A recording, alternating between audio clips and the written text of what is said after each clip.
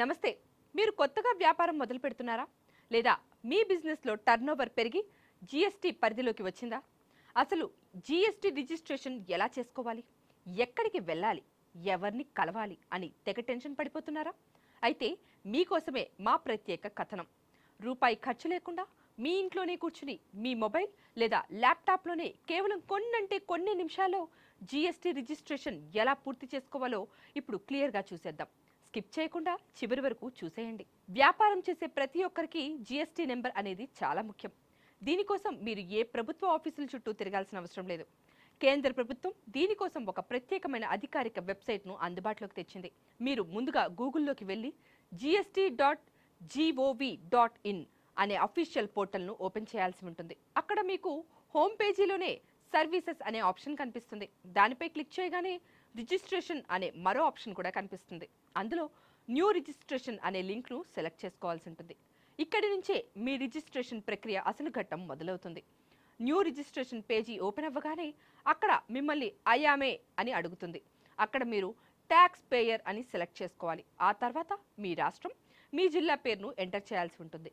మీ pan కార్డులో మీ వ్యాపార సంస్థ పేరు ఎలా ఉందో అలాగే legal name of the business అనే బాక్స్లో టైప్ చేయాల్సి ఉంటుంది. ఆ కిందే మీ పాన్ కార్డ్ నెంబర్, మీ వర్కింగ్ ఈమెయిల్ ఐడి, అదేవిధంగా మీ మొబైల్ నెంబర్ను జాగ్రత్తగా ఎంటర్ చేయాలి. ఎందుకంటే మీ మొబైల్ నెంబర్కు మరియు ఈమెయిల్ ఐడికి విడివిడిగా ఓటీపీలు వస్తాయి. ఆ ఓటీపీలను అక్కడ ఎంటర్ చేసి సబ్మిట్ కొట్టగానే మీకు స్క్రీన్ మీద ఒక టెంపరరీ రిఫరెన్స్ నెంబర్ అంటే టీఆర్ఎన్ జనరేట్ అవుతుంది.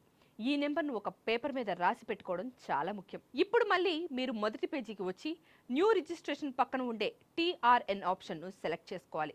మీకు వచ్చిన ఆ నెంబర్ను అక్కడ ఎంటర్ చేసి క్యాప్చా కోడ్ కొట్టగానే మీ మొబైల్కు మరో ఓటీపీ వస్తుంది. దాన్ని ఎంటర్ చేయగానే అసలైన అప్లికేషన్ ఫామ్ ఓపెన్ అయిపోతుంది.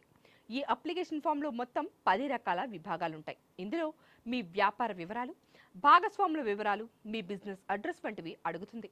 వీటన్నింటినీ తప్పులు లేకుండా నింపాలి. దీనికోసం మీ దగ్గర కొన్ని ముఖ్యమైన డాక్యుమెంట్లు రెడీగా ఉండాలి. మీ PAN card, Aadhaar card, business address proof కోసం కరెంట్ బిల్ లేదా మున్సిపల్ ట్యాక్స్ రసీదు, ఒకవేళ అది అద్దె దుకాణం అయితే రెంటల్ అగ్రిమెంట్ బాండ్, మీ బ్యాంక్ అకౌంట్ పాస్బుక్ మొదటి పేజీ లేదా క్యాన్సిల్డ్ చెక్ బుక్, అలాగే మీ పాస్పోర్ట్ సైజ్ ఫోటోలను స్కాన్ చేసి సిస్టంలో పెట్టుకోవాలి.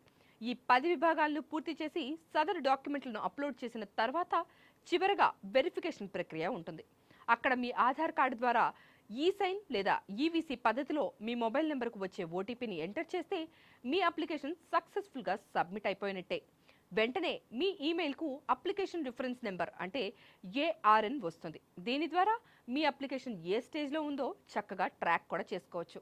అధికారులు మీ వివరాలని పరిశీలించి అంతా సరే అనుకుంటే వారం రోజుల్లోనే మీ జీఎస్టీ సర్టిఫికేట్ మరియు జీఎస్టీ నెంబర్ మీ మెయిల్కే వచ్చేస్తాయి. చూశారు కదా ఫ్రెండ్స్, జీఎస్టీ రిజిస్ట్రేషన్ చేసుకోవడం ఎంత ఈజీనో.